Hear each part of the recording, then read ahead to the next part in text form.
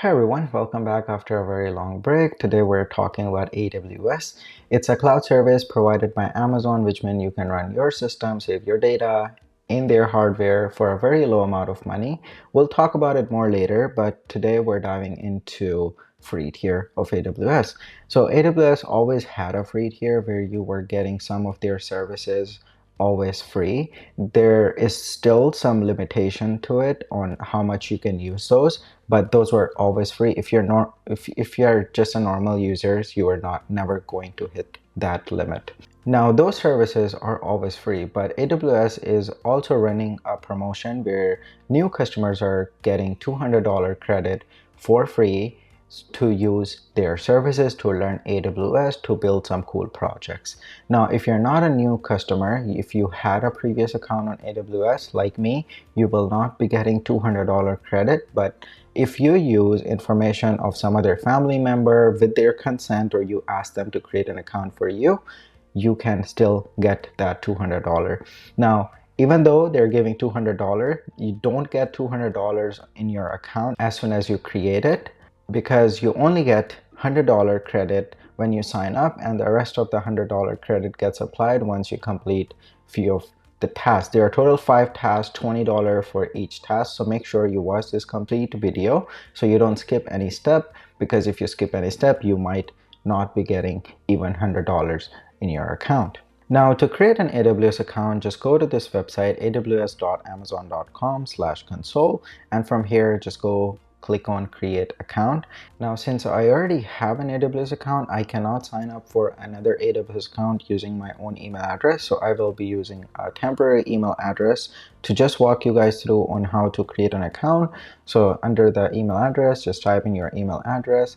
Account name, it can be anything. It can be your name, your company name, and you can also change it in the settings later. So even if you type in anything wrong, don't worry about it. I'm just going to type prompt room.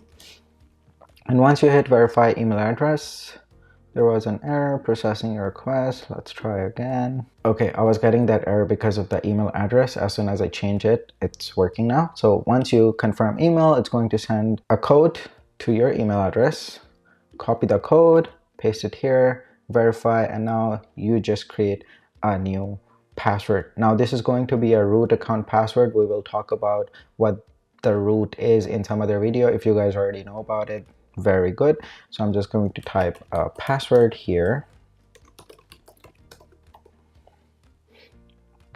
Continue. And once you do it, it will give you these options. Make sure you do not select the paid plan. Always go for the free plan if you're not planning to pay any money to AWS. As you can see here, after the 6-month free period will be over, all credits will go away, and you can then choose to upgrade to paid plan later. But for now, it's just best to use this free plan. So I'm going to choose free plan. And now on this page, you're just going to type your personal information. So as I mentioned before, if you have created an AWS account before, if your name, address, or phone number matches with the information in their system, they are going to deny the credit to you. So if you want to use your own information, try changing your address, try using a different phone number or a burner phone number, and you can keep your name same. As far as 2 to 3 things doesn't match, you should be fine. So this account is going to be personal for our own projects.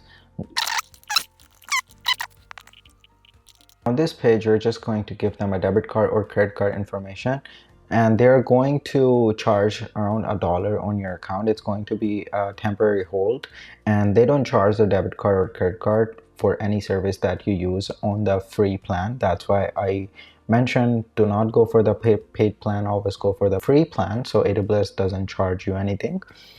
Once you type in all this information, then AWS is just going to set up your account and send you a confirmation email that your account is created and you can access your console now. And before I log into the console, I'll show you an email I got after creating the account. So as you can see here, as part of enablement of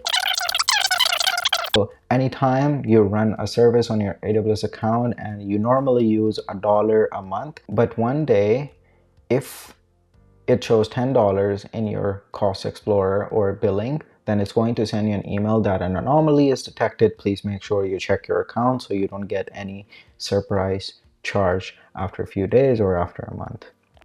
Now, if you are first time signing into your AWS account after creating it, make sure you sign in using your root email address because you do not have any account ID at this point. You don't have an IAM user.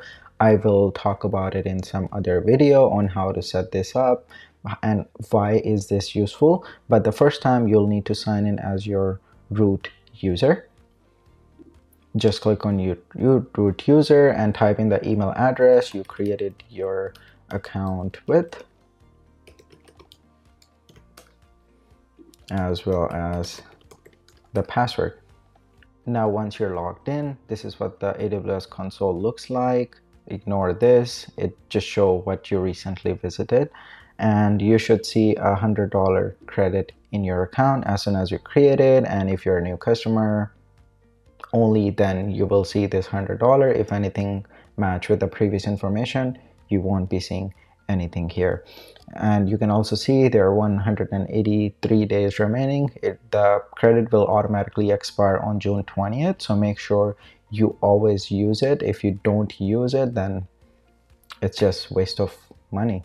After getting this $200, if you scroll down, there will be another card showing this information that you can get another $100 credit by completing these tasks. Now the first task is launching an EC2 instance, use a foundational model in AWS Bedrock, set up a cost budget using AWS Budget, create web app using Lambda, and create Aurora and RDS database. We're going to be completing the first task in this video, and the rest of the tasks, since those are going to take a lot more time, I will be doing those in another video. So let's complete our first task, launching an instance using EC2. EC2 is just a virtual machine in the cloud. Microsoft name it virtual machine, but Amazon call it EC2 instance, which is okay. So we're just going to click on this task, estimated duration 10 minutes, and let's start the activity.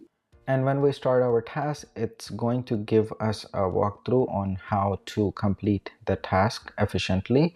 You can take a walkthrough. I'm not going to do it since it's just going to make this video longer. I'll just create the EC2 instance on my own. You can name your EC2 instance anything, my first EC2. And once you name it, now you can select the image you want to use for your EC2. Image is just the operating system you want to. You can select Mac OS, Windows, Red Hat. We will go with Amazon Linux, and you can also see it's free tier eligible. Next, we're going to select the instance type. It shows free tier eligible here as well, T3, T2. We'll go with T3 micro. This just tell about how much CPU and memory you're getting on your instance. Key pair, you can skip it, but in future, if you ever plan to learn about key pairs, let me know. I'll show you what that is. We will create the new security group because we don't have any. There's a default one. We can choose that one, but I'll just create a new one. SSH is okay, and the storage is okay. GP means general purpose, that's just, and 3 means the version, so we'll use GP3 3000 IOPS. And once this is all done, just click on launch instance. Now, when I create the instance, I'm getting this error message, and it's because of the CPU limit. And you can diagnose with Amazon Q. It's an AI service provided by AWS to just fix the issue that you're facing. And it tells me that I will need to request some more limit on my account. And to request that limit, you can go to service quotas. And under service quotas, you need to go to EC2. Don't select the auto scaling one, just the normal EC2, and click on view.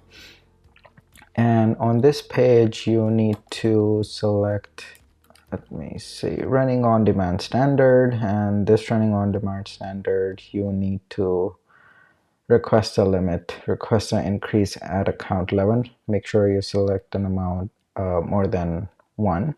Now, once this request gets approved by Amazon, then you should be able to create a new instance. I'm unable to create it because I just submitted the request and it will take some time for them to review it and get back to me. So till then, I think we can't do anything, and I'll see you guys in the next video.